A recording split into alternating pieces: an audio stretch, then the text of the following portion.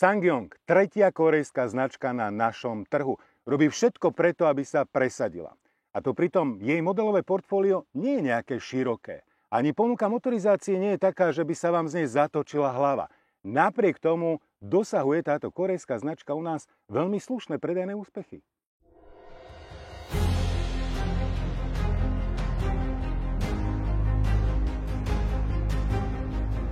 Už ste u nás videli test Tivoli Grand, Coranda, aj Rextonu, ten na mňa urobil najväčší dojem.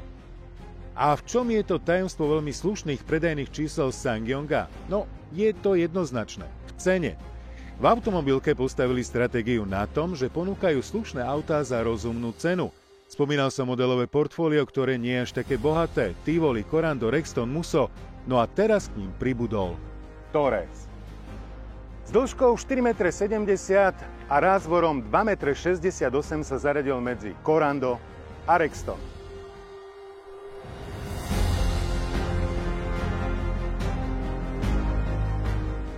Torres.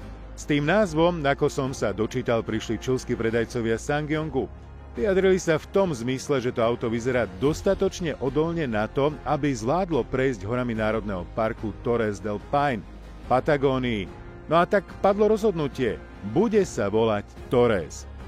Zaujímavý argument. Podľa nich totiž SUVčka ako Sportage alebo Tucson, ktoré sú rovnako veľké, vyzerajú príliš sofistikovane na to, aby zvládli drsné cesty v tomto národnom parku.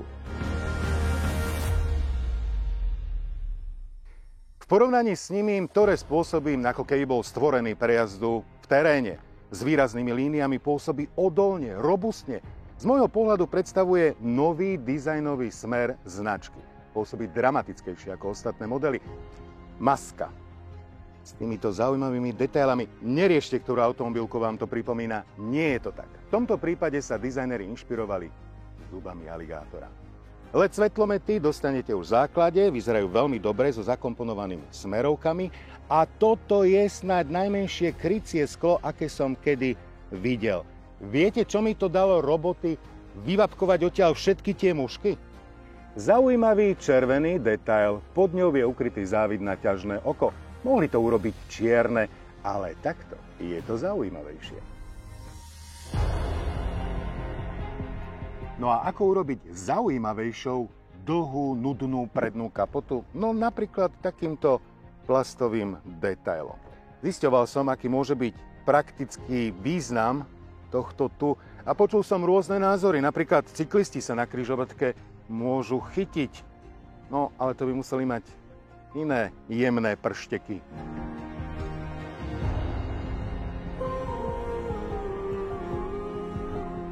Alebo, že by to mohli byť úchyty a polovníci si sem priviažu trofej. No, je to dizajnový prvok, ktorý je tu práve na to, aby rozprúdil debatu o jeho význame. Takže ja si myslím, že by mal ešte viac výrazňovať offroadový charakter auta. A vy?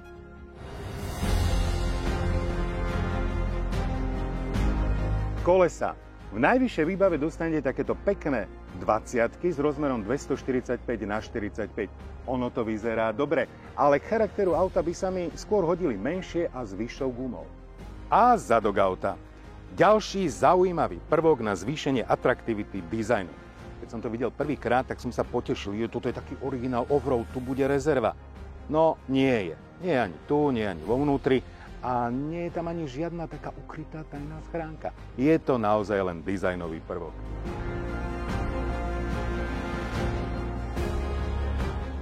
Na záver som si nechal kľúčku.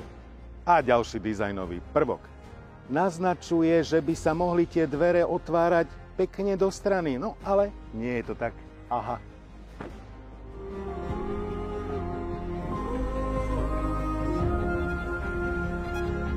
Kufor má 703 litrov. Keby ste mali predokolku, tak má až 838. Dvojité dno tu nie je, ale za to je tu rezerva dojazdová, 16-palcová.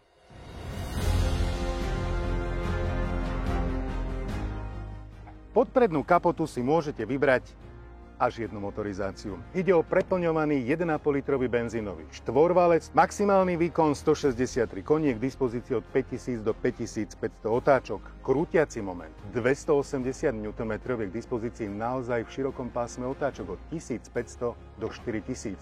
Motor ovláda 6-stupňová automatická prevodovka. Tým, že ten priestor je taký veľký, motor je kompaktný, uložený naprieč, je dobrý prístup v podstate ku všetkému. Olejový filter, odmerka, tu je baterka, brzdová kvapalina, riadiaca jednotka. S touto pohonnou jednotkou som sa stretol v Tivoli Grand a takisto v Corande. Oproti spomínaným autám, tu z nej vyčarovali ešte o 20 Nm navyše. Podvozok vychádza z Coranda, takže vpredu klasické McPhersony. Je fajn, že zvislé čapy sa dajú vymeniť, takisto aj na ramenách. Ochrana motora, no skôr pred zašpinením, ako keď sa vyberiete do terénu. Je klasický kardán, medzinápravová spojka, závaží, aby neprichádzalo k vibráciám, zadný diferenciál. No, toto riešenie je také klasické SUV-čkové, toto nie je off-road. Zadná náprava, multilink, tie polosy. Je to naozaj SUV-čko. S týmto nejaký vážny terén asi nie. Navyše svetlá výška je minimálne 192 mm, takže naozaj rozbitá polná cesta k chate bez problémov, ale niečo náročné asi nie. Veď uvidíme na krížení.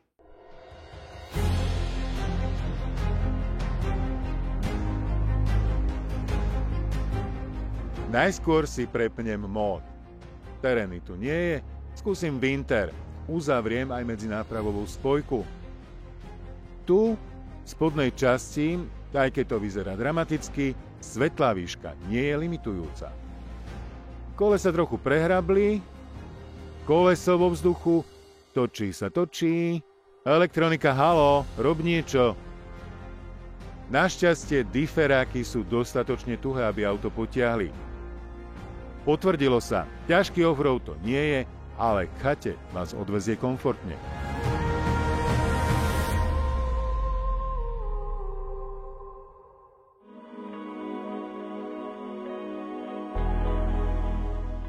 Do kabíny sa nastupuje cez veľké dvere, ktoré prekrývajú prahy. Prvé, čo ma zaujalo, volant.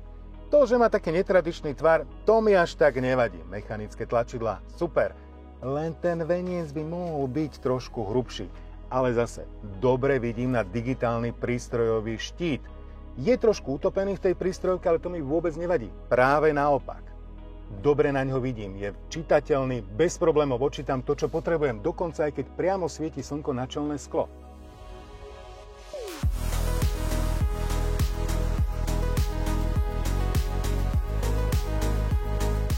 Zobrazenie prístrojového štítu. Pravú a ľavú stranu, tam sa nedá meniť nič, v strede je výstup stavebného počítača a ten je naozaj taký obsažný, tam sa zobrazuje všeličo.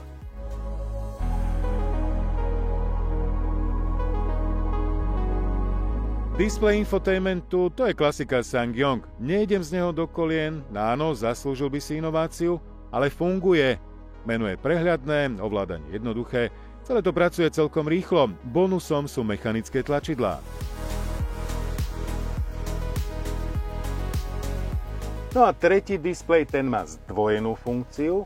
Vzduchotechnika, keď si ho takto šupnem, tak si tu nastavujem jazdné módy, vypínam systém štart-stop, auto-hold. No a keď nič neriešim, tak sa mi to opäť vráti na vzduchotechniku. Ale napriek tomu, že sa niekomu zdajú ikony dostatočne veľké, nie sú dostatočne veľké počas jazdy. Je tu však taká pomôcka, taká barlička, keď do niečoho ťuknem, odzrkadlí sa mi to aj tu hore. Je to väčšie, prehľadnejšie a nemusím tak veľmi sklápať zrak počas jazdy, aby som si niečo nastavil. Inak pozrite sa na palubovku. Naozaj sa s ňou vyhrali. Striedanie materiálov, pekne všetko licuje, počas jazdy nič nevrzga. Priaznivci mäkčených plastov budú takisto spokojní. Je tu hore, aj v strede a dokonca aj na dverách.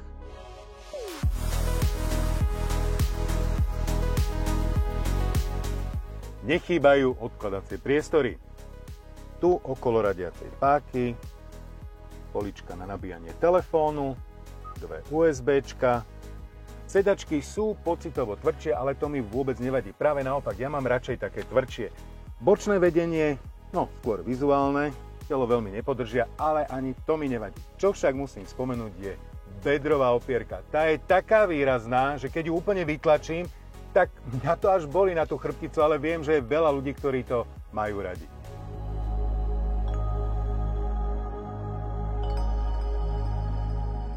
Tak tu sa sedí naozaj dobre. Priestoru tu mám dosť. A ten hrb na streche.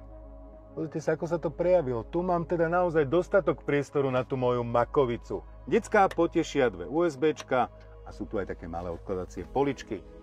Detské sedačky Isofixy sú na krajných sedadlách a keď tu budú sedieť dvaja dospeláci, tí sa zase budú tešiť z toho, že tu majú lakťovú opierku a pohodlne sa tu usadia. A ešte jedna vec. Tak ako aj vpredu, aj tu si lakeť opieram do mäkkého. Hmotnosť tejto najvyššej výbave je 1,6 tony, no a tých 163 koníkov je pre auto tak akurát. Nevadilo by, keby ich bolo trošku viac. Takže nepočítajte s tým, že to bude nejaký trhač asfaltu. Ani v športe, kde ponúkne zrýchlenie z 0 na 100 tesne pod 10 sekúnd. Inak tie jazdné módy sú 3.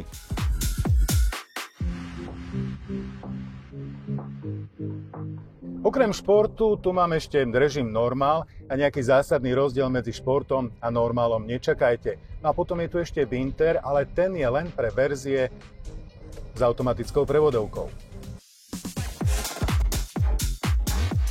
Motor má celkom príjemný taký plynulý nábeh už od najnižších otáčok. Samozrejme nečakajte, že tá dynamika bude taká, že vás to zatlačí do sedadla. Medzi 2000-2500 je ten štvorvalec taký celkom vlažný. Keď chcem dynamiku, musím ho točiť.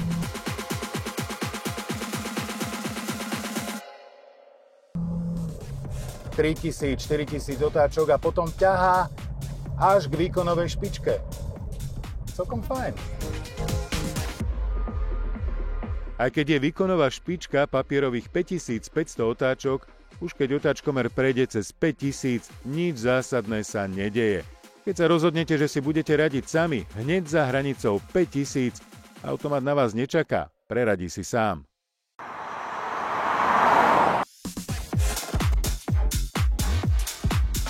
Na slušnom jazdnom prejave sa podieľa aj 6-stupňový automat. iSyn, nie je to dvojspojka, ale je momentálne naladený tak, že nenecháva ma visieť, keď radím z R do D, reaguje celkom svižne. Radí hladko, logicky, nemá tendenciu neustále tam meniť kvality. Keď potrebujem dynamiku, zatlačím plynový pedál, podradí bez problémov aj o 2 stupne. No až potom preradí. Už som spomínal, že to nie je dvojspojka, ale celkovo sa mi ten jej prejav pozdáva. Veľmi pekne využíva krútiaci moment 280 Nm.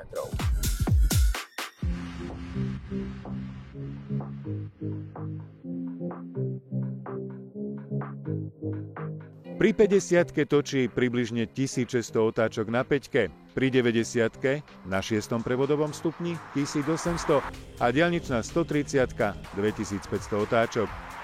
Turbo benzínová 1.5 patrí medzi tie kultivované motory, rozhodne neobťažuje svojim prejavom posádku.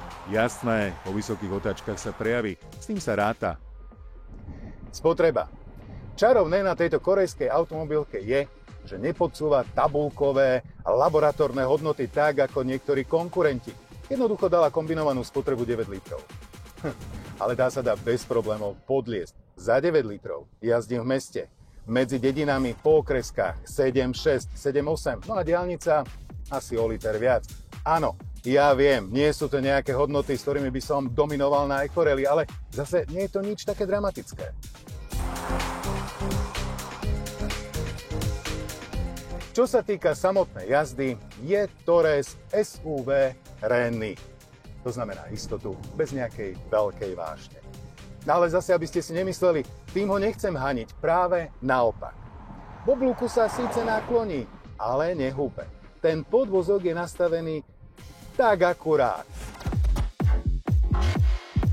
Myslím si, že ladiči odviedli veľmi dobrú robotu, keď nastavovali tomiče aj s pružinami, dokonca aj tie 20-palcové kolesa. Tie mi nevadia, nie je to také dramatické. Záver. SsangYong Torres je originál športovo-úžitkové auto v tom najkryštalickejšom ponímaní. Môžete mať pohon všetkých 4 kolies. Je športový. Aj keď za športom v tomto prípade môžem tak považovať akurát trekkingové túry. A je aj praktický. Ale tým jeho najväčším bonusom je cena. S predokolkou, s manuálnou prevodovkou ho dostanete za 27 990. Už v základe máte klimatizáciu, elektrické okná, množstvo asistenčných systémov a napríklad aj 17-palcové liatinové kolesá. Ak by ste chceli automat so štvorkolkou, v druhej najnižšej výbave Style si priplatíte necelých 4 000 eur. Podrobný ceník nájdete samozrejme aj na stránke slovenského SsangYongu.